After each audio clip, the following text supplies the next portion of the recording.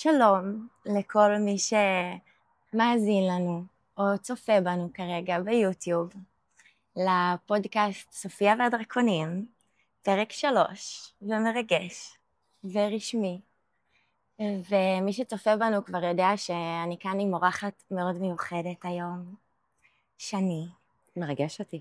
ממש, זה מרגש אותי גם, ממש. ווואו, אני כזה, גם חשבתי קודם לרגע איך אני אציג אותך. אז קודם כל שני אדרי. אז אולי. גם שני וגם. אדרי אז אולי. נכון. מהמם. ומבחינתי, את מורה שלי, זאת מילה שהיא כזו, יש בה הרבה משמעויות, אבל אני ממש אוהבת אותה, את ממש מורה את דרך שלי, שהלב שלי בחר, שהנשמה שלי בחרה, ואני לומדת ממך המון, גם בקורס להנחיית קבוצות, וגם בחיים עצמם, וגם אני יכולה להגיד חברה שלי, גם, ואני אתן לך להציג את עצמך גם, את כל הדברים שאת עושה. אז בגדול, זה קטע, כי לפני שהתחלנו אמרתי, אולי אני אתן לך להציג אותי. אולי אני לא אציג את עצמי היום, והצגת את עצמי, אותי, בצורה מדהימה. באיך שאני חווה אותך. ובעיניי, הדבר שכל אחד חווה אותי אחרת, אבל כל פעם שמישהו מספר איך הוא תופס אותי, הוא עוזר לי לראות עוד חלק שנמצא בי, אז זה מרגש אותי, ותודה שככה את רואה אותי, ותודה על הזכות להיות חלק מהמסע שלך. בגדול, הדבר היחיד שאני אוהבת להוסיף על עצמי, זה שאני נשואה לבן. יש לנו 4 סוסים ביחד, ובגדול אני ילדת טבע.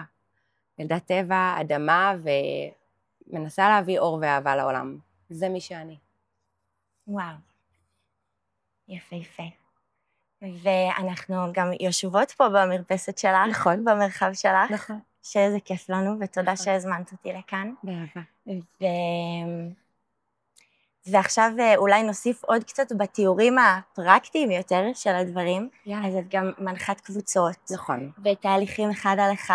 נכון. וגם בקורס מנחות שאני נמצאת בו. ויש לך 4, 5 ילדים, סוסים, נכון. קסומים, ממש. שחיים כאן.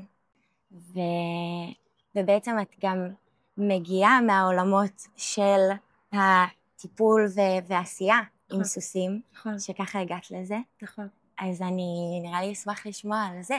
יאללה. כן. אז באמת את הדרך שלי התחלתי בעולם הסוסים.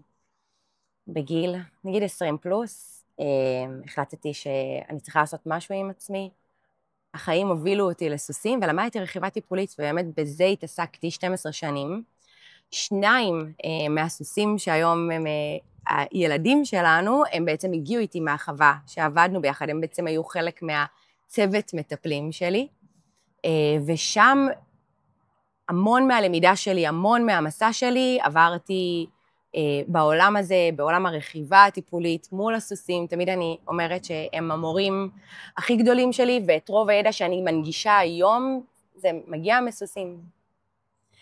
וזה מסע.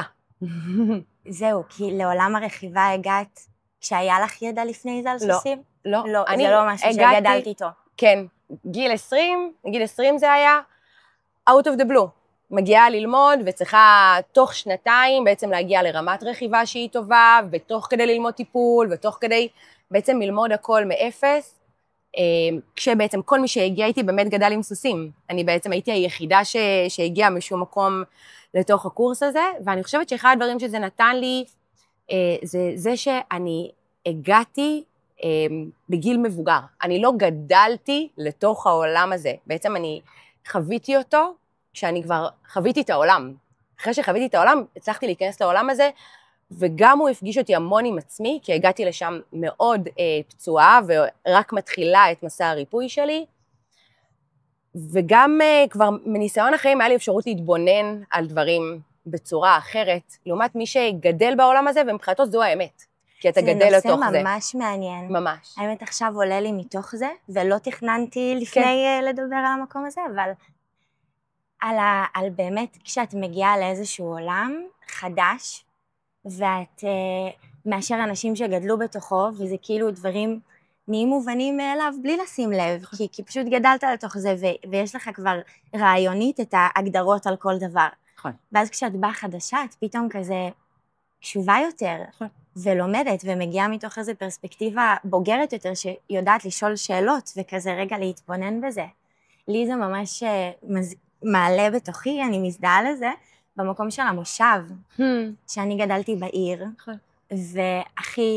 תמיד הייתי מחוברת לטבע, תמיד הייתי מדברת עם עצים, חברים דמיוניים, נמצאת אוהבת להיות בחוץ, ומדמיינת שאני במרחבים, אבל גרתי בעיר, בבטון, ואז כשהגעתי למושב, אז פתאום נפתחתי לזה שיש כל כך הרבה טבע מסביב, ואצלנו מושב חקלאי ויש ענבים שנגיד מלא נשארים בקרמים כי הם לא בתקן, וזה כזה נשאר שם בחוץ, ופתאום קלטתי שגם מלא צמחים שאפשר ללקט, ולמושבניקים זה ברגיל שלהם, נכון. ויש את זה, ואני פתאום מגיעה וקולטת זה עולם חדש. כן, ומתחילה לחקור ואיך ורגע וכזה, להסתכל ולשאול על זה שאלות. ממש.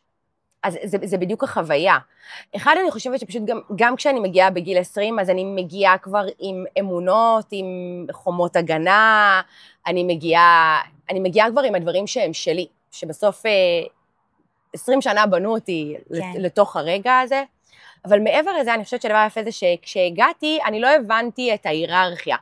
אז הייתי שואלת את כולם, בין אם זה ילדים, נערים, נערות, כל שאלה שהייתה לי לגבי סוסים, הייתי שואלת את כולם, ובאמת מקשיבה, כי אני באמת לא ידעתי.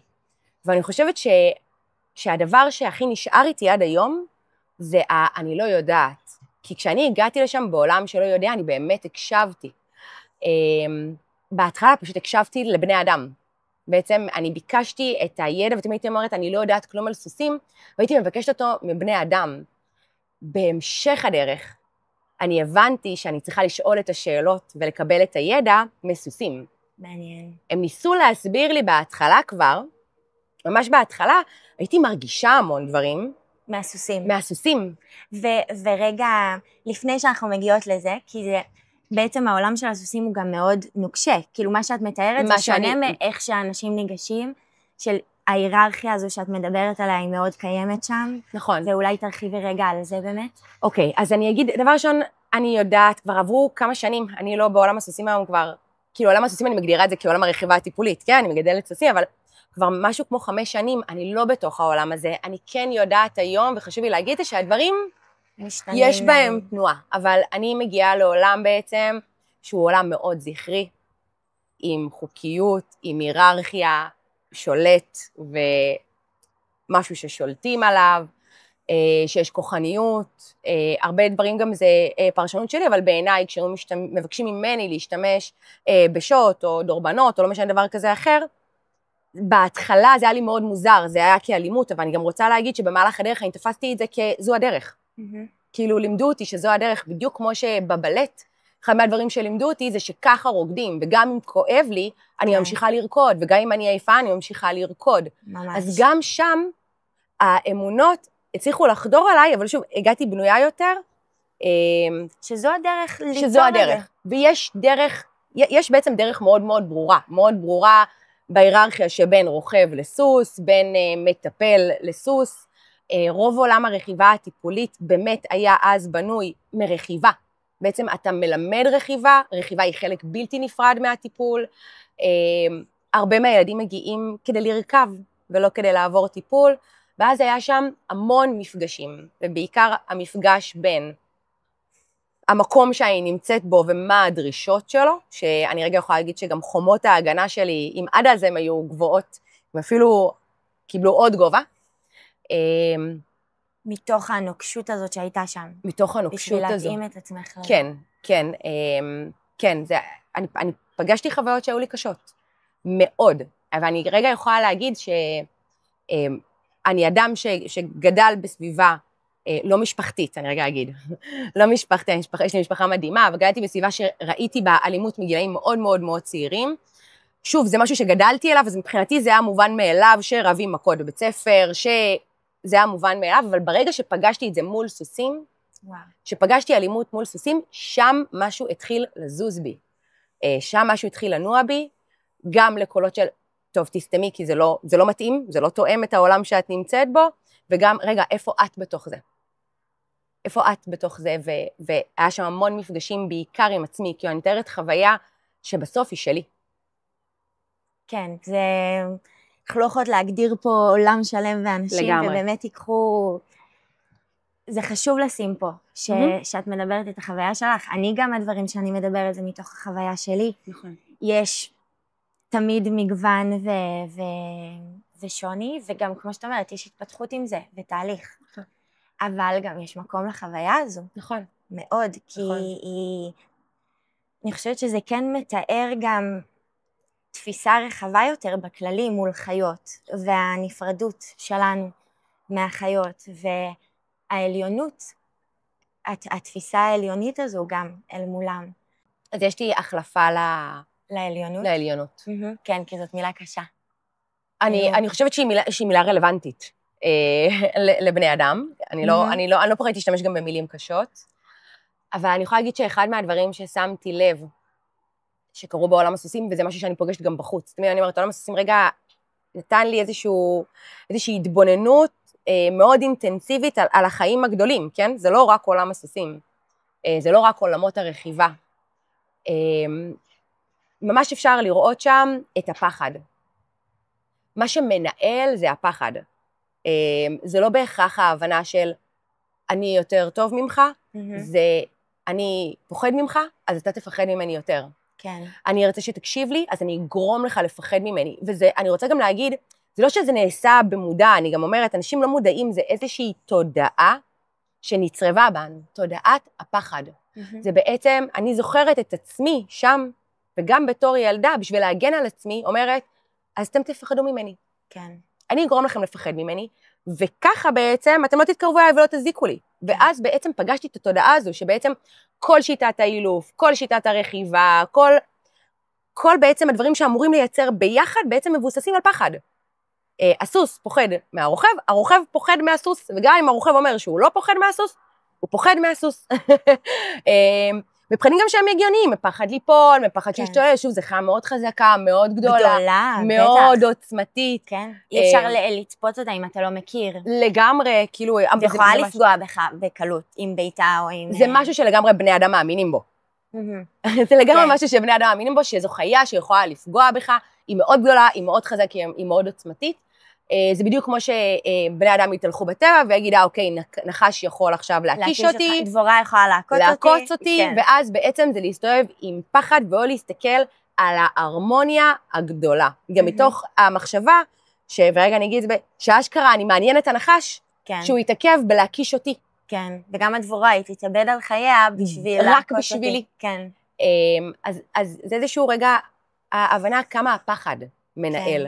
כמה הפחד גורם לך לקחת בחירות, וכשנכנסתי לעולם הזה אני פגשתי את הפחד שלי, ככה כמו שהוא, ואת התודעה של הפחד, חלק מהסיפור שברכיבה, הייתי חייבת להגיע לרמת רכיבה מאוד גבוהה בזמן מאוד מאוד קצר, הייתי צריכה לעבוד מאוד קשה, וזה לא משנה אם הייתי מגיעה עייפה, וזה לא משנה אם הייתי מגיעה בחרדה, וזה לא משנה, הייתי חייבת לתפקד, הייתי חייבת לרכב ולרכב טוב, ואותו דבר לגבי הסוס. זה לא משנה אם הוא עכשיו עייף, וזה לא משנה אם לא מתחשק לו, וזה לא משנה אם הסוסה בזמן של המחזוריות שלה, זה לא משנה. עכשיו צריך להיות 100 מ-100, יש משהו שצריך לעמוד בו, ואנחנו נניע את עצמנו בעיקר מתוך הפחד. אני אפחד שהמאמן שלי יצעק עליי וייתן לי ביקורת, והסוס יפחד והיא תפחד ממני. כי באותו רגע אני מופעלת מפחד, ואני מפעילה עליה פחד, והיא גם מרגישה שאני פוחדת. וואו. ואז זה הופך להיות גלגל כזה. כן. ואם פועלים מהפחד, אז יש גם את עניין ההצלפות באותו רגע אין אמון. ברגע שיש פחד על השולחן, אין אמון. אין תקשורת. ואז זה מייצר לופ כזה של ניסיון. ואז זה פשוט לופ. כן. שלא פעולה מפחד, או ניסיון לשליטה מתוך הפחד, שמייצר עוד פחד. ואז בעצם מביאים ילדים לטיפול, שאומרים להם, אתה צריך לשלוט על הסוס שלך. אתה, כדי שהסוס שלך יזוז, אתה עכשיו צריך לתת לו שוט. בעצם, אני חושבת שבלי להסביר מה זה אומר, מבינים מה הילד לומד מזה. כן, כן. והדרך היחידה שלך לייצר תקשורת עם סוס, זה לעלות ולרכב עליו. ולגרום לו לעשות את מה שאתה רוצה, או מה שאני, המאמן, המדריך, המטפל, רוצה שתעשה. כן, זה נושא. ובא לי עכשיו לשאול אותך, איפה זה פוגש אותך? כי דיברנו לפני זה, לא תכננו מה הולך להיות פה. נכון. ולי ולך היה כמה שיחות על סוסים, וזה מאוד, את מאוד מתחברת למקומות האלה. ועכשיו רגע ששמתי את הדברים מהשולחן, בא לי לשאול אותך, איפה זה פוגש אותך? מה כן. שאנחנו מעלות. גם ממש הצד הזה, קודם כל זה ישר אני חווה קיבוצים בגוף, וממש קיבוץ בלב כזה, ודמעות שעולות, על הצורה ועל הדרך הזו. יש בי כאב על זה קודם כל, על לשמוע, ויחד עם זאת שאני גם מבינה כל כך את המעגל הכאוב הזה, גם מהחוויה שלי. כאילו ישר עלה לי, קודם כל המקומות האלה שאנחנו עוברים דברים קשים, ואז אנחנו פועלים ואנחנו, כאילו באיזשהו מרחב אנחנו נמצאים בסכנה, בפחד, ואז אנחנו רוצים למצוא את עצמנו שולטים במקום אחר, בשביל לתת לעצמנו את השליטה. ממש. ואז מול חיות זה מאוד קל, ואצלי נגיד זה היה, כשאני הייתי ילדה והיה עליי חרם, אז הייתי חוזרת הביתה, ומול אח שלי הקטן הייתי יכולה להיות בשליטה, וכאילו, והייתי מרביצה לו, מציקה לו, כזה מחפש את המקום שאני יכולה לשלוט במציאות. כן. אז אני כל כך מבינה את המעגל הכאוב הזה, ואז גם, אחר כך זה גם הפגיעות שעברתי אחר כך, אז גם מתוך, אני קודם כל יכלתי להתחבר, גם להבין את הצד הפוגע, את המקום של איך אנשים יכולים להגיע לנפרדות כזו מבעל חיים ובכללים מבן אדם או ממישהו שנמצא מולנו. וזה פוגש אותי גם מהצד הנפגע, המוכרח לעשות דברים שלא נכונים לי כרגע. מתוך זה שאני עם פוסט-טראומה מורכבת מפגיעות מיניות ואונס שעברתי.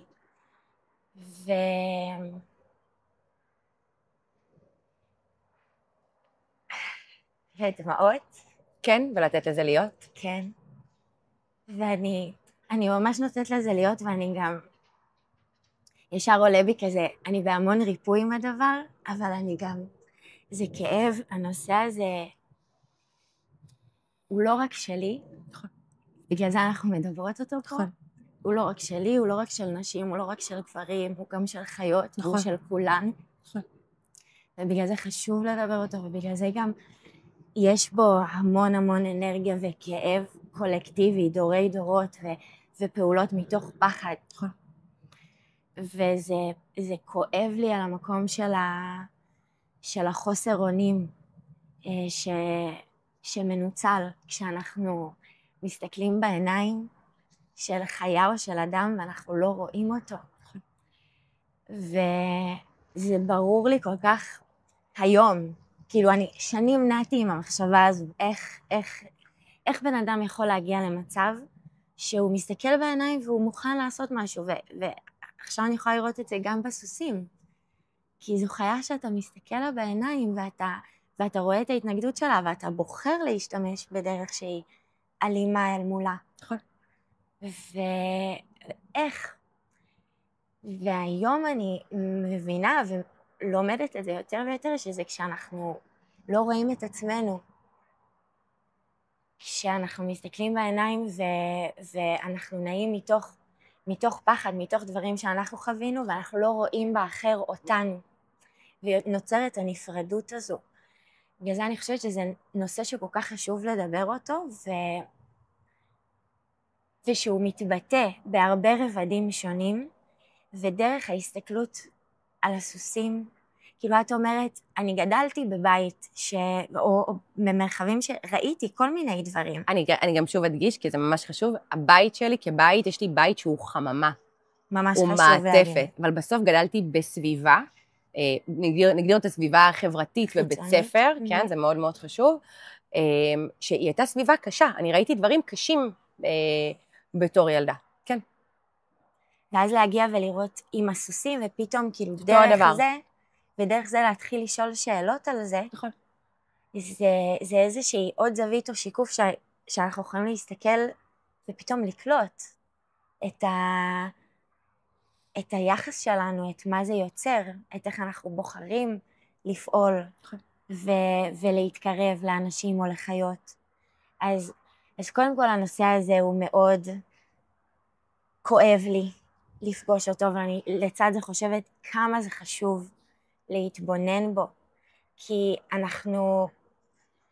זה להבין שאנשים שפוגעים הם נפגעו, והם הגיעו מתוך מקום אין שם, כאילו 90% קשה להגיד 100%, אבל אני מאמינה ש98-9% מהאנשים לא מכוונים לפגוע כשהם פוגעים, אלא הם מכוונים ליצור משהו בשביל עצמם, להביא איזושהי שליטה, או איזשהו משהו, או מה עולה לך עם זה? אני אגיד מה עולה לי.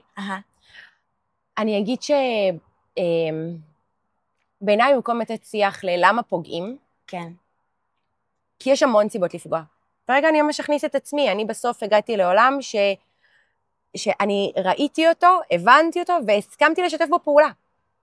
אוקיי? אני רוצה לומר את זה, אני לא חפה מפשע. זה לא שאני הגעתי ומי שאני היום עמדה שם, לא. עמדה שם בסוף אישה, היא כבר הייתה אישה, שהפכה להיות מאוד נוקשה, מאוד קשה, שחיבתה את כל קשת הרגשות שלה. אני חושבת שאחד מהדברים שהכי גרמו לי לכבות את קשת הרגשות, זה היה הרגע שהייתה סוסה בהיריון, שהגיעה בהיריון, אצלנו לא היו עושים הרבעות, שזה משהו שקורה בחוות אחרות, אצלנו לא, שזה מדהים שאני עדיין אומרת אצלנו, אבל זה ממש הייתה חוויה שלי, זה היה מקום שהייתי שייכת אליו. בעצם היא הגיעה בהיריון, ואני הייתי אז מטפלת גם בסוסים, ופשוט ההחלטה הייתה שאני אטפל בה במשך כל ההיריון, כדי שכשהסייחה תגיע לעולם, שיהיה יותר קל שאני צריך לטפל בסייחה, והאמא בעצם לא תדחה בני אדם, או תהיה אלימה כלפי בני אדם מהרצון להגן על הסייחה שלה. ובאמת כל ההיריון טיפלתי בה, ואז נולדה סייחה מתוקה, שבחרתי לה את השם, וטיפלתי בה, ואני לא הבנתי מה קורה. וכשהסייחה הייתה בת בערך חצי שנה, הגיע הקרון, העלה את שתיהן על הקרון, האמא ירדה, הסייחה נשארה, הסייחה נסעה ועולה לי עכשיו לבכות למקום אחר, האמא נשארה בחווה, הצרחות שנשארו לי באוזניים, מהפרידה הפתאומית הזאת של אמא ובת, זה צרחות שאני בחיים לא אשכח, אני מדברת עליהם עכשיו וזה כואב לי בכל הגוף, זה כואב לי בלב. באותו יום, כאילו פתאום הבנתי מה זה אומר, ועשיתי שאט-דאון, בשביל להמשיך להחזיק בעולם הזה, דרך אגב לא רק בעולם עושים, אלא בעולם הזה, הייתי חייבת לעשות שאט-דאון לעצמי. שקט. אין שום מקום למה שאת מרגישה, כי יש שתי אופציות. או שאת הולכת ליפול לתוך זה, ולהבין שהגעת לחרא של עולם, כי זה מה שהגעתי למסקנה כשהגעתי שהייתי ילדה, או שאת הולכת עכשיו לשרוד לתוך זה, ובכל הכוח. וזה הפך אותי להיות אישה מאוד נוקשה, מאוד חזקה. אין אופציה לאף אחד להתקרב אליי, אף אחד לא נוגע בי. סוסים היו עוברים לידי, אני פשוט הייתי מתעלמת מהם. הייתי מגיעה בבוקר לחווה, יכול להיות שלא היו זה 10 סוסים, ואני פשוט לא הייתי רואה את זה. זה היה עובר, כאילו, ממש כמו ששמים לסוסים את הכיסוי לעיניים, אני שמתי לעצמי כיסוי לעיניים. ואני התהלכתי ככה בעולם. וזה לא משנה בסוף מה גרם לי להיות גם בצד הזה. זה משנה שבסוף כדי לעשות את זה, אני השתקתי את עצמי. אני השתקתי את מי שאני. וזה הסיבה. ובסופו של יום, בשביל להיות מי שאני היום, וכדי להיות מי שאני עבור אחרות, זה קודם כל לתת לי להיות מי שאני, עם האמת שלי, עם הקול הפנימי שלי, וגם אז להבין, אז רגע, אז אני לא חייבת להישאר בעולם הזה. נכון? אז זה היה דמיוני. לחיות עם 4 סוסים בבית, זה היה דמיוני. כשאתה חי בעולם הסוסים, זה לא אופציה שקיימת. היא לא קיימת האופציה הזו. יש את החווה, שם יש את הסוסים. שם, אם את רוצה להיות עם סוסים, את חייבת... גם כל הקהילה של הסוסים. כן, את חייבת להיות חלק, זה העולם, זה המקום, זה הדרך שלך לגשת לסוסים. אם לא, אין לך סוסים. כאילו, היו שנים שבבחינתי הבחירה הייתה, זה או שאני לא בעולם הסוסים, או שאני שם. והייתה האופציה שברגע שהתחלתי להיות עם עצמי, נפתחו דלתות אחרות, אופציות אחרות, שעד היום הם שוק מבחינת אנשים, וגם מבחינתי. בלהבין שגם, שוב אני אגיד, וזה משפט שאני חוזרת עליו, אין דרך אחת, אין אופציה אחת, וזו הייתה בחירה שלי לקום ולהגיד, כדי להיות מי שאת, את לא יכולה להישאר שם. וכדי להשפיע על העולם הזה, את לא יכולה להמשיך להילחם, כי אני הייתי פשוט, הגעתי לסיטואציה שהייתי הופכת להיות השומר ראש של הסוסים בחווה. היו מלא שעברו לידי, אבל היו את בין 7 ל10, שהם היו הסוסים שהיה לי קשר אליהם, ואני הייתי כמו שומר ראש, ולא רק כמו שומר ראש, אני הייתי כמו רוצח. זה מי שהייתי. ובעצם, להגיד, רגע, יש לך אופציה אחרת. אז זה ממש המעבר כאילו הגעת, היית קודם איך שהם כולם שם, נכון. בצד של בני קודם כל בלשאול. בצד של בני אדם כן. מול הסוסים, כזה. נכון. ואז היה לך את החוויה הזו, עם הסוסה ועם שהיו אחרי זה עוד חוויות מאוד קשות, אבל זו אחת מהן, כן. של פתאום התחברת עם הרגש שלך אליהם. נכון. ואז לאט לאט התחלת את המעבר הזה של להיות בצד שלהם, עם פשוט כאילו, כי זה מחולק כזה, קצת לשני צדדים שם. זה מאוד מחולק, וגם היה רגע מכריע. הרגע המכריע היה הסוס המדובר שלי, אהבת חיי, פפגאיו, שבאחת מהשיחות שלנו ביחד, ששאלת אותי, שני, אבל איך את מבינה בפוסט-טראומה? זו הייתה אחת מהשאלות שלך, ותמיד אני אומרת, אני לא למדתי לעבוד עם פוסט-טראומה, אני לא מוכשרת לעבוד עם פוסט-טראומה, מאוד חשוב להגיד, זה לא חלק מהמקצוע שלי, אבל היו לי מורים כל כך טובים בדרך, ואחד מהמורים הכי גדולים שלי, זה פפגאיו, הוא בעצם גם היה נקודת מפתח בדרך שלי, שבעצם הגיע סוס לחווה, ביום אחד בעיר, כי ככה זה עובד, יום אחד הולך סוס, יום אחד מגיע סוס, וכמובן שאומרים לי, את עושה עליו שיעור רכיבה, ואני מגיעה בשיא הביטחון, אני גם לבושה מאוד בצורה מוחזקת, מתוקתקת, ואני מגיעה לפתוח לו את העורבה, והוא פשוט רץ לתקוף אותי, וזה היה כל כך מפחיד, שאני פשוט סגרתי את העורבה מהר וברחתי. והמפגש איתו טלטל אותי, כי אני חושבת שעד אז פגשתי המון סוסים שהם מושתקים. יש כאלה סוסים שפשוט לא הביעו את הדעה שלהם, סוסים שהיו בניתוק מוחלט, כאילו זה היה מתפרש כאדישות, ניתוק מוחלט, לא נמצאים בשום מקום. פגשתי סוסים שכן, יש להם את ההתנגדות, אבל הכל היה כזה מאוד שקט, כאילו הפחד מאוד השפיע עליהם, ופתאום הגיע פה סוס, שהסתכל עליי ואמר לי, את המשפט שאני הייתי אומרת לאנשים, את הולכת לפחד ממני יותר ממה שאני אפחד ממך. והוא שם לי את זה בפנים, והאמת היא שאני באותו יום, ולתקופה ארוכה, אני שקשקתי ממנו. זה לא היה רק, אני פחדתי ממנו, פחד מוות. ואז היו איתו 2 אופציות.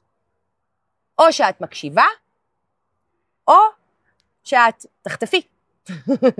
או שאת תישארי על הרצפה, או שאת תחטפי ביס, יש לך 2 אופציות. חייבת להיות בהקשבה. זהו, היי, הוא אומר לי, היי, שלום, מוכנה? אני לא ידעתי לאן אני הולכת, אני הייתי עולה עליו בכל כך אני לא יודעת.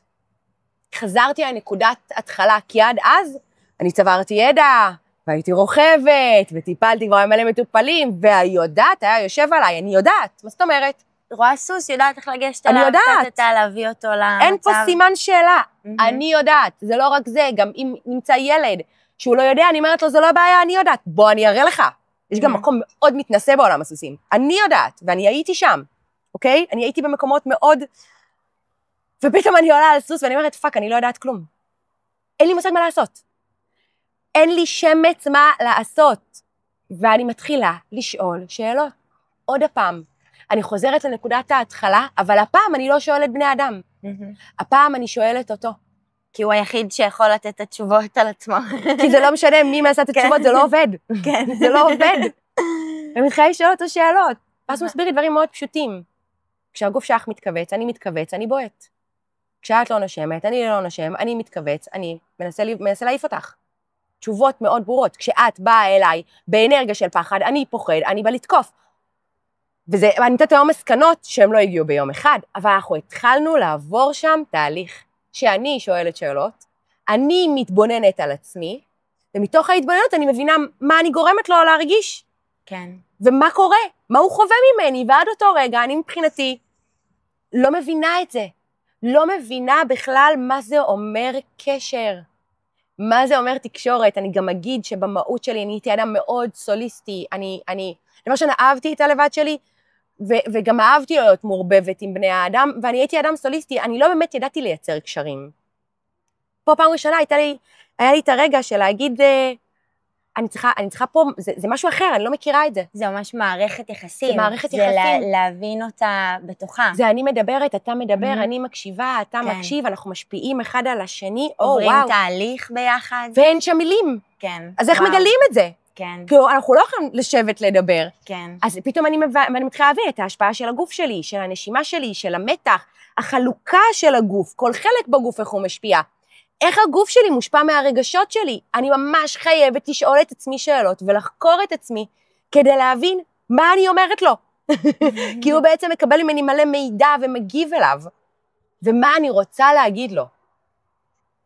מעניין. ולאט לאט נוצר שם מסע שהופך להיות מסע אהבה מטורף בהבנה שאני פוגשת עכשיו את הסולמייט הסוסי שלי, שהוא הגיע עבורי, הוא משקף לי את החיים שלי, אני מגלה בהמשך שהוא סוס שעבר התעללות קשה מאוד, הוא סוס שעבר אלימות קשה מבני אדם מגילאים מאוד מאוד צעירים, הוא סוס שנזרק מחווה לחווה כי לא היה מה לעשות איתו, ואני פוגשת אותו, ואני מוצאת מישהו שאומר לי, בואי אני אלמד אותך, אבל הוא באמת מבין מה ללמד אותי, כי הוא לא מנסה להכתיב לי את הדרך, והוא לא אומר לי שהוא יודע, והוא לא מנסה להשתיק אותי, הוא רק אומר לי, תחקרי, תשאלי, ואני אגיד לכם את בכיוון.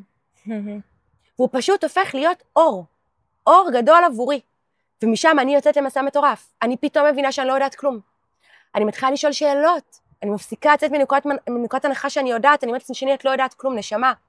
אני מתחילה לשאול סוסים שאלות, מתחילה לשאול ילדים שאלות, ופתאום מסע הלמידה מתחיל מההתחלה. ואת מתחילה להבין גם על שאר הסוסים, שהם כאילו גם על השפת גוף שלהם, אולי על... ממש באותו רגע אני מתחילה להבין שאני עד לאותו רגע לא הסתכלתי נכון. הרכבתי משקפיים, ואני לא הרכבתי את המשקפיים הנכונות כדי להתבונן. אני בכלל לא הקשבתי לשום דבר, אפס הקשבה, אני הולכת עם אוזניים סגורות, עם לב סגור, לא מקשיבה למה שקורה. ואז אני מתחילה להתבונן בעוד, ומגיעים אליי עוד ועוד ועוד מורים. בשלב הבא הגיע... מעניין אותי רגע לקשר את זה, כי עלה לי איזשהו קישור עכשיו תוך כדי שדיברת, לפרק הקודם עם יונית. ואני חושבת על בעצם גם ילדים, אנשים שחוו טראומות, פגיעות, מכל מיני סוגים, נוצרת לנו איזושהי דעה על העולם, ואז זה הולך לשני כיוונים, או שזה ילך החוצה, או שזה ילך פנימה. וזה גם מה שאני ויוני דיברנו, או שאני לוקחת ואני מינוס ואני צריכה לרצות את העולם, או שאני פלוס מעל העולם והעולם צריך לרצות אותי. אבל זה הרבה הסתכלות כל הזמן על הבחוץ. ואז איך שאת מתארת על הסוסים, אני גם חובה פה שתי התמודדויות שונות, שרוב הסוסים לקחו את זה אולי פנימה למקום הזה של אני צריכה להתאים את עצמי למרחב, כי אין לי ברירה, שולטים עליי, זה קורה ככה אחרת אני אפגע, אז אני משתיקה את שפת הגוף שלי ועושה את מה שאומרים לי לעשות, או שאני יוצאת החוצה ואני בהגנה על עצמי, ואם לרגע אני ארגיש על מישהו שהוא חרד, זה ישר יפיל אצלי ואני אחזק את זה, ואני מזדהה כאילו לבחוץ, אני כל הזמן גם במחשבה על הבחוץ. מטורף. אני חושבת שזה מדויק, מה שאת אומרת, אני ממש אוהבת את זה, זה מאוד מרגש אותי שהידע הזה הולך לצאת החוצה לעולם. אני חושבת שהיה שם עוד נקודה מכרעת עם סוסים, שעל אף כל מה שהם עוברים, ואני חושבת שפפגאיו היה הראשון שהנגיש לי את זה, ואז ראיתי את זה אצל כל סוס וכל חיה שפגשתי, במיוחד אצל סוסים, שעל אף שהוא עבר את מה שהוא עבר, המשפט הראשון שהוא יצליח להחדיר לתוכי, זה כל פצע מוביל לריפוי. זה מכל חושך הולך לצאת אור. בעצם הוא, בקשר שלנו, הוא אמר לי, את כל הפצעים שלך, במקום להיות מופעלת מהם, את הולכת להפוך אותם להיות החוזקה שלך והנקודה שאת מרפא. ככה את הולכת לרפא. כי זה מה שהוא היה. זה מה שהוא עשה. זה מה שהוא עשה. וואו. ובעצם אחרי זה כל סוס שפגשתי, גם אם היו במקום המנותק, גם אם היו במקום המושתק, גם היו, יש בהם את הידיעה, הם מחוברים, תמיד אני אומרת, בסוסים, בגלל שיש להם תדר לב כל כך רחב, וזה מדהים, כי היום בעצם גם אפשר לצלם את זה, יש להם עילה שיכולה להגיע עד ל-20 מטר. התדר שלהם הוא תדר של אהבה, אוקיי? התדר ההפוך לאהבה, דרך אגב, זה תדר של פחד. אבל בגלל שהם מחוברים ללב שלהם, הם מחוברים לשני המרחבים במקביל. הם מחוברים לאדמה, לעולם הזה, הם יודעים להשתרש, ובמקביל, באותה נשימה, בלי שום הפרדה, הם מחוברים למרחבים העליונים. הם יודעים מה הם הגיעו לעשות פה. הם הגיעו להיות מורים. אין להם שום זלזול בעצמם, אין להם ספק בעצמם, הם יודעים טוב מאוד מי הם.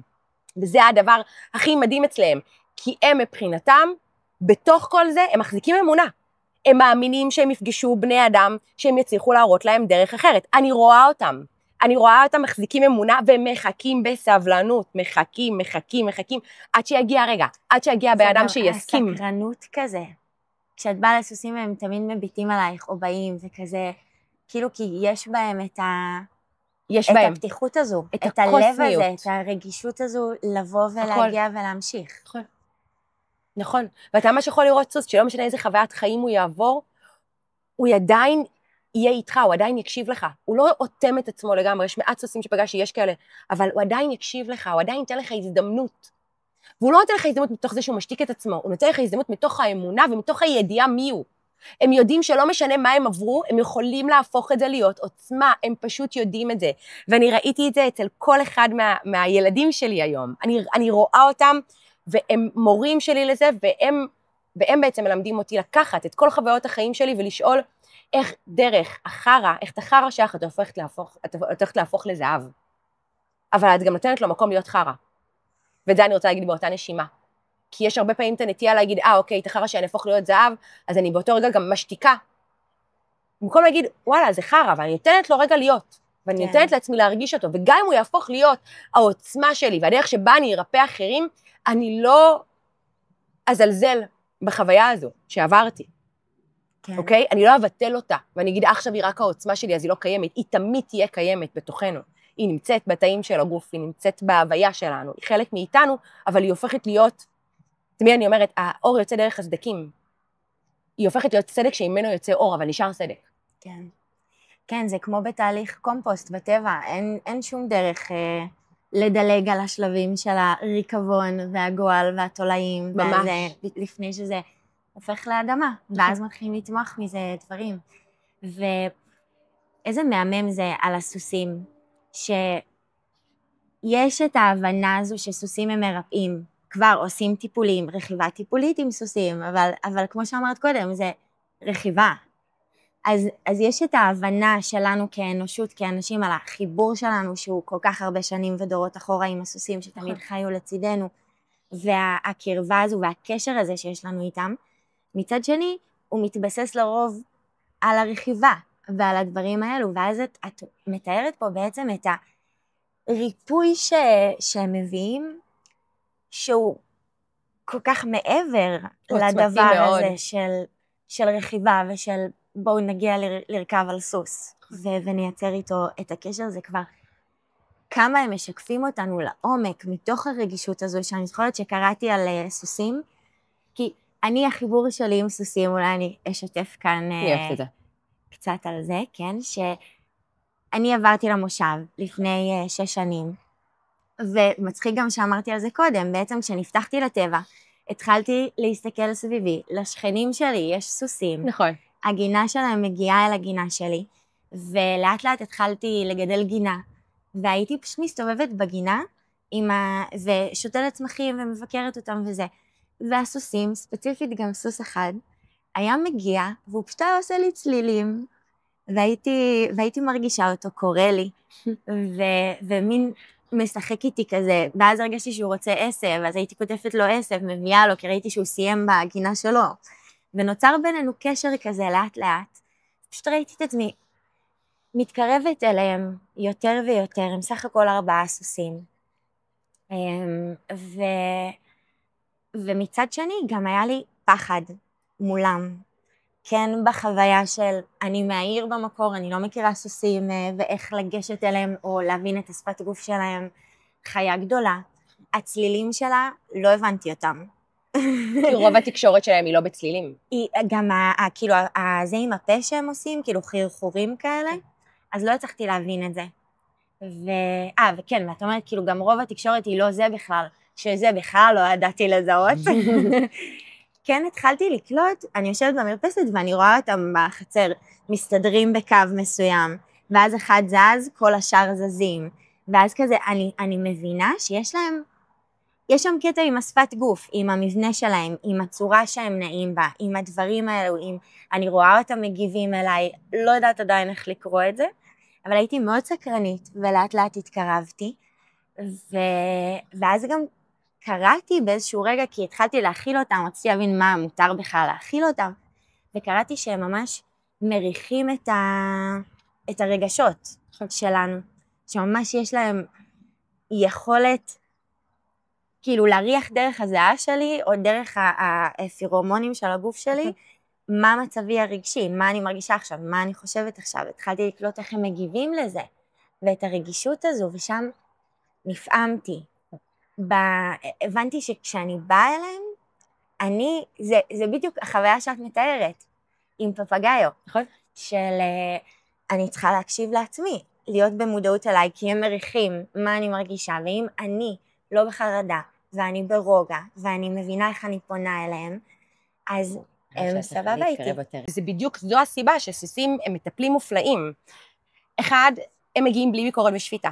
הם מגיעים מאוד נקיים, הם מאוד מצליחים לקרוא, עכשיו הם לא שומעים את המילים של בני אדם, הם מקשיבים לכל המעבר, שוב, כמו שדיברנו, על מה ההורמונים מפרישים בריח, ואז אני יכולה להבין מה הם מרגישים, לשפת גוף שלהם, לנשימה שלהם, לדופק של הלב, והם בעצם מתקשרים אחד עם השני בטלפתיה, אז גם איתנו, בעצם כשסוס פוגש אדם או סוס אחר, הוא קורא אותו בצורה מאוד נקייה, זו הסיבה שאני אומרת שהם המורים שלי, כי יש להם יכולת, הם פשוט יכולים לקרוא אותך בצורה כל כך נקייה, בלי ביקורת, בלי שפיטה, בלי פרשנות.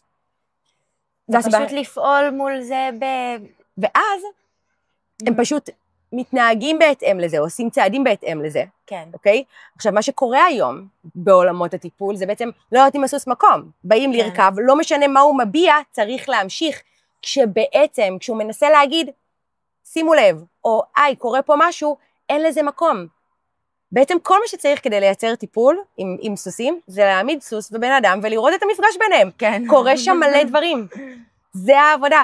אני גם לא מתנגדת לרכיבה, אפשר לשלב, שוב, אני אגיד שוב, אין אמת אחת, אין דרך אחת, אבל ברגע שלא נותנים להם מקום, הם עוד יודעים לעשות את מה שבני אדם כל כך מתאמצים, צריכים לעשות מדיטציות, ומיינדפולנס, ותרגולי יוגה, ואמבטיות כך כדי להיות במצב תודעה הזו, כן. הם בתודעה הזו כל הזמן, ולא נותנים להם לדבר. כן.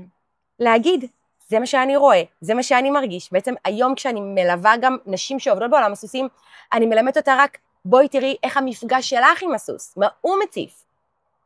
שם קורה הדברים, לא צריך, יש כל כך הרבה מאמץ אצל אנשים, או בוא נעשה תרגילים, לא צריך כל כך להתאמץ. כן. זה כל כך נקי, זה פשוט לעמוד, לנשום והכל קורה. ממש. ולהסכים לפתוח אפשרויות חדשות בתוכנו, תקשורת אחרת, קשר אחר, שלא מבוסס על מה שאנחנו מכירים. כן, ולהיות קשובים לעצמנו, זה ממש שולח לעבודה פנימית. ממש.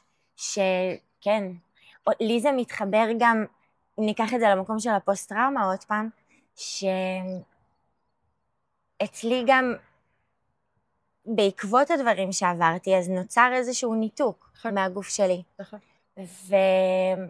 שזה התחיל קודם כל מחוויית כעס על הגוף, שהביאה לה את הדברים האלה, ולמה אני נראית ככה ומשכתי אליי פגיעות כאלו, ובמקומות שהגעתי אליהם, וזה הגוף שלי מביא לי את זה, גם זה שאני פגשתי את זה במקומות שונים, אז זה משהו מאוד מאוד חזק שישב לי בין הנשמה שלי, הנפש שלי, התודעה שלי, לגוף. שהגוף הוא הדבר שרואים מבחוץ, והוא מה שגם דרכו פוגעים בי. והתנתקתי. ובתהליך הריפוי שלי, שהוא כבר 7 שנים בצורה אינטנסיבית, אבל 10 שנים מאז שאני ממש מודעת לזה שיש לי פוסט-טראומה מורכבת. עברתי שלבים של, קודם זה היה בכלל להבין תודעתית שהדבר הזה קרה לי. כן. לקבל אותו, להצליח לדבר אותו, להביא אותו החוצה, לשתף בו בטיפול ולבקש תמיכה, ואז גם ברמה הרגשית לאבד אותו, ולפגוש את הרגשות שקיימים בי, ולכאוב את זה, ולפקוט את זה, ולפרוק את זה. וזה כאילו נפרד בחוויה שלי, למרות שהכל גם קורה ביחד. נכון. אבל השלב השלישי שכרגע אני נמצאת בו, שאני מרגישה שהוא מאחד בין הכל, זה לקחת את כל הדבר הזה ולהוריד אותו לגוף, ולהביא אותו לגוף. ולהתחבר חזרה אל הגוף שלי, ממש אחרי שאיבדתי את זה שזה קרה, אני מקבלת את זה.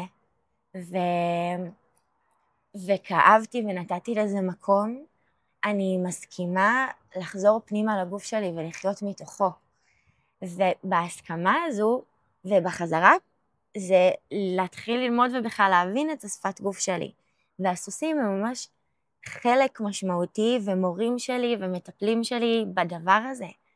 כי הם, בלי לשים לב, וזה הכל קרה לא במודעות, זה נטו מהקשר הזה שנוצר, פשוט הייתי באה ולאט לאט קוראת עוד קצת ומבינה עוד קצת, וקשובה לגוף שלי כל פעם. הם מרגישים אותי אז אני צריכה להיות, אז אני נושמת.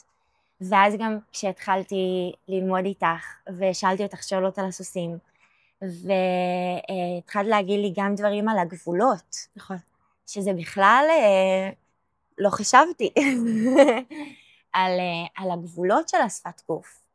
על העבודה עם הגוף וההבנה הזו של הגבולות שלי, של מה נעים לי ולא נעים לי אל מול הסוסים, ומה אני מסכימה ולא מסכימה.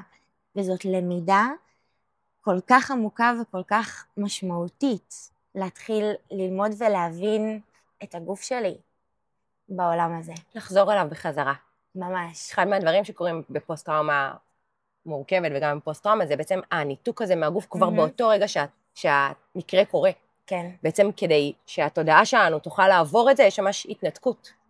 ואז לוקח המון זמן לחזור, כי בעצם החזרה לגוף היא באמת לא נעימה, כי שם אני פוגש. כן. אני פוגש את הפגיעה, אני פוגש את מה שקרה. גם כאן זה הזיכרונות הפיזיים. נכון. יש את הזיכרונות התודעתיים, אבל פה התחושות בגוף זה אחד הדברים הכי קשים. הגוף זוכר. הגוף זוכר. הוא זוכר והוא מציף את זה כמו שזה היה. הוא מציף את זה, וזה ההתמודדות עם איפה שזה חי בי בגוף היום. וזה... הלמידה הזו היא מאוד... היא מאתגרת. היא כאילו, היא תומנת בחובה. זה הרבה התמודדויות. וכאילו, אני לא רוצה לייפות את זה. אני לא רוצה שתייפי את זה. כי זיכרונות גופניים, זה נצרב בנו כל כך חזק. יכול מאוד. ומהניתוק הזה שקורה, אז אנחנו גם, אני איבדתי את ההקשבה הזו, וככה גם נוצרים שחזורים של דברים, וככה אני נעה בעולם, וכמו ששיתפתי בפרק הקודם, מתוך החרם שעברתי, מתוך הדברים שעברתי, אני הגעתי למקום מרצה. עכשיו, אני לא פותחת פה את כל הסיפור, אבל המקום המרצה, הוא כבר שם אותי בסיטואציה שאין לי גבולות ואין לי צרכים, אין לי בכלל ידיעה של הדבר הזה. נכון. ומשם חוויתי גם... עוד חוויות דומות. כן, פגיעות שהן כבר הם על המקומות האלו, והם עוד יותר ניתקו אותי. ואז לעשות את הדרך הזו חזרה, זה תהליך שממש צריך לתת מקום, כאילו אם יש פה מישהו שמקשיב לנו, או מישהי שנמצאים בתהליך הזה, אז מלא חמלה, והקשבה לכל שלב בו, כי זה לפגוש את זה פיזית. כן. אבל אז הסוסים הם כאלה מורים תומכים בדבר הזה. מדהימים.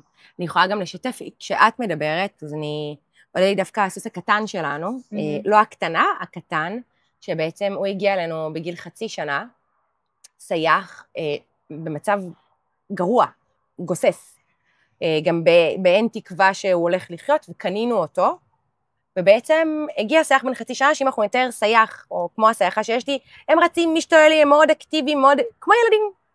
והגיע סייח שפשוט עומד ולא זז, עם עיניים מאוד מאוד כבויות. ואני חושבת שגם שם, הוא סיפר לי את הדברים שהוא עבר בחיים דרך הגוף שלו.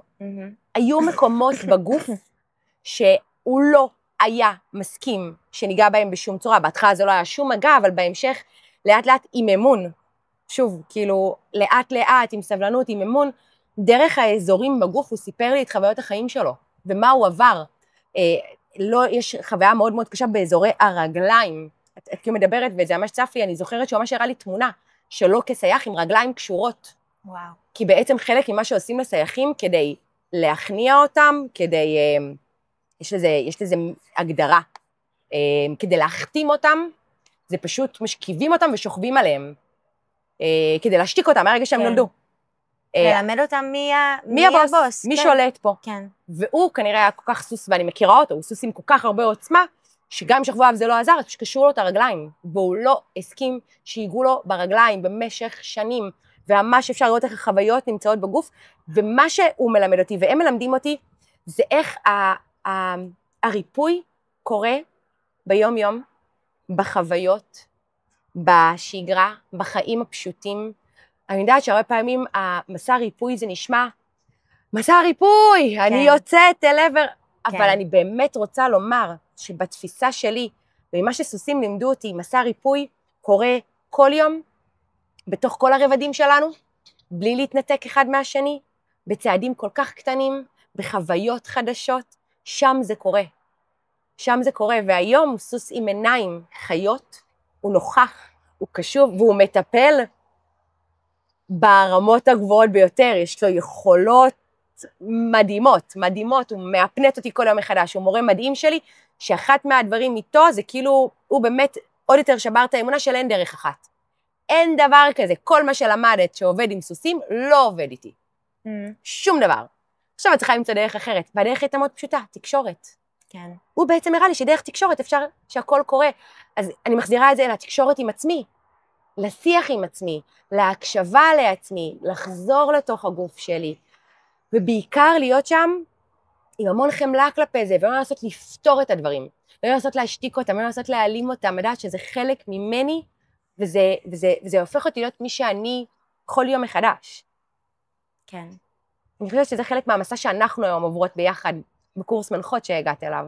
כן, זה מעניין באמת החיבור הזה, כי גם מתוך התפיסה של הניתוק, אז יש את ההסתכלות על המקומות הנפרדים, גם בתהליך הריפוי, שהכל תמיד קורה ביחד. אבל כן אני חושבת שיש איזשהו פן כזה של, יש גם ריפוי שאנחנו בוחרות ללכת לטיפול, נכון. אנחנו בוחרות אקטיבית ללכת לכל מיני קבוצות או תמיכה, נכון, או כזה שזה מאוד שלבים, חשוב. זה שלבים גם חשובים, מאוד. כשכן נפתח משהו. נכון. וכשזה מאוד חזק, גם לפחות לי כשהתפרצה לי הפוסט-טראומה, הייתי חייבת לצאת ולהתמך ולהיות באיזשהו טיפול בשביל לקבל את התמיכה שהייתי צריכה לפחות להתחלה, אבל אחר כך זה באמת, ובכללי, החיים שלנו הם מסע הריפוי. נכון. זה, הסוסים הם מורים ומטפלים שלי, וקלטתי את זה רק בדיעבד, אבל זה היה מתוך היום-יום, ומתוך ההסכמה לפתוח את העיניים ולשים לב, ולהקשיב לעצמי, ולראות באמת בשנים האלה גם נפתחתי לתקשורת שלי עם כל דבר סביבי, עם הצמחים, עם הטבע, עם הסוסים, ועם האפשרות שלי גם דרך ההתבוננות בהם, ודרך ההסתכלות בתקשורת שלי איתם, למצוא את עצמי, את הכלים שלי, את הדרך שלי, לראות שיקופים עליי, ללמוד על התהליכים שקורים בתוכי, דרך הדברים שאני רואה בטבע, כמו שהבאנו עם הקומפוסט גם. אז, אבל באמת המקום הזה של הגוף ושל הכל ביחד, הדבר שהכי מאפיין סוסים זה נוכחות. כאן ועכשיו. הם תמיד נמצאים כאן ועכשיו. עכשיו, אם נחשוב על זה, הגוף שלנו תמיד נמצא כאן ועכשיו. אין לו אופציה לעבור לעבר או לעתיד. לתודעה שלנו יש את האפשרות הזאת, לגוף לא. ואני חושבת שמכל מה שאנחנו מדברות פה, כשאנחנו מדברות על סוסים, אנחנו מדברות על פוסט-טראומה מורכבת, אנחנו מדברות על אני, על המסע ריפוי שלי, נוכחות. להיות כאן ועכשיו, בתוך הגוף שלי, עם מה שנמצא בתוכי עכשיו, עם מה שנכון לי עכשיו, ואם אני צריכה לתת עוד משהו לאנשים בעולם, זה להסתובב ולהגיד, אני לא יודעת. אני לא יודעת.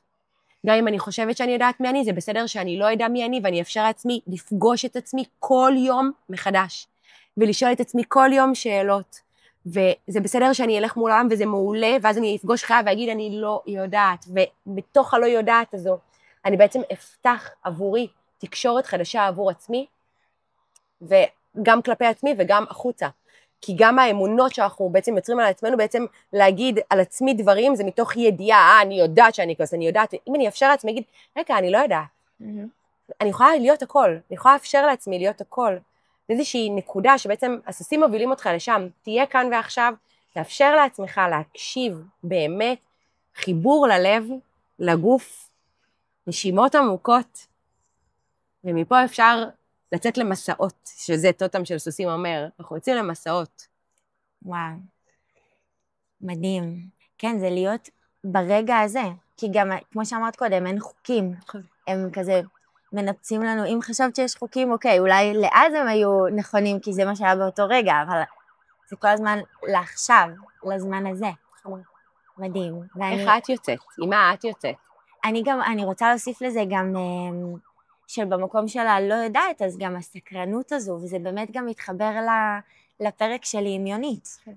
כי שתינו יצאנו מתוך איזשהו מקום, ואז התהליך הזה, להישאר פתוחות לזה שגם אם יש לי חוויה ספציפית על העולם כרגע, או על עצמי בתוך העולם הזה, כל עוד אני כאן, אז להשאיר איזה פתח לדבר הזה, של אני לא יודעת, ואני לא יודעת, ואני סקרנית לגלות, כי אני כאן. ולפעמים דברים כל כך קטנים וכל כך שנמצאים סביבנו, זה כמו שגיליתי שיש רפואות שצומחות סביבנו. נכון.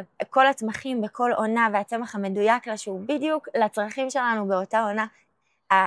החיים והטבע דואגים לנו כל הזמן לדברים ולשיקופים ולאפשרויות לפגוש את עצמנו. נכון. ולבחור איזה משקפיים אנחנו שמות על החיים ועל עצמנו דרך הדברים האלו. אני אוסיף עוד משהו. יאללה. אני אגיד לך תודה. תודה שאת מסכימה, בקורס מנחות זה המון עולה, שכשאת מביאה את עצמך, כשאת מביאה את הפוסט-טראומה, כשאת מדברת אותה, אני כל הזמן אומרת לך, את לא מדברת קול שהוא רק שלך. את מדברת קול, כמו שאמרנו עכשיו, של עוד נשים, של עוד גברים ושל חיות. ואני רוצה להגיד לך תודה שאת מסכימה לדבר את הקול הזה שהוא גם שלך, אבל הוא מדבר עוד אנשים שהם לא את. ואני רוצה להגיד לך שאת כל כך אמיצה בעיניי, שאת מסכימה בתוך הפצע הכי כואב שלך, לחפש את האור ולהבין איך את ממנו הולכת להביא ריפוי. ואני גאה בך על זה, אני מעריצה אותך על זה, ואני פשוט אוהבת אותך, על מי שאת ועל זה.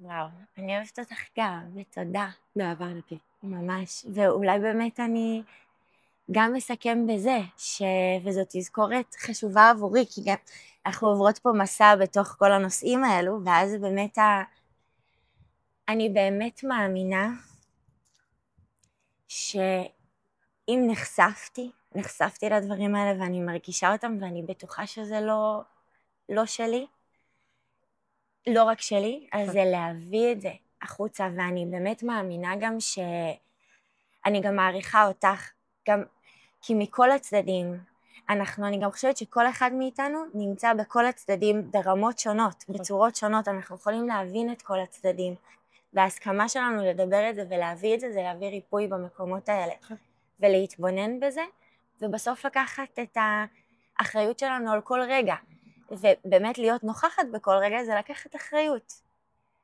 על להיות נוכחת וקשובה, למה שמגיע ולאיך אני בוחרת לפעול בתוך זה. אז תודה. יפה. תודה לך. יואו.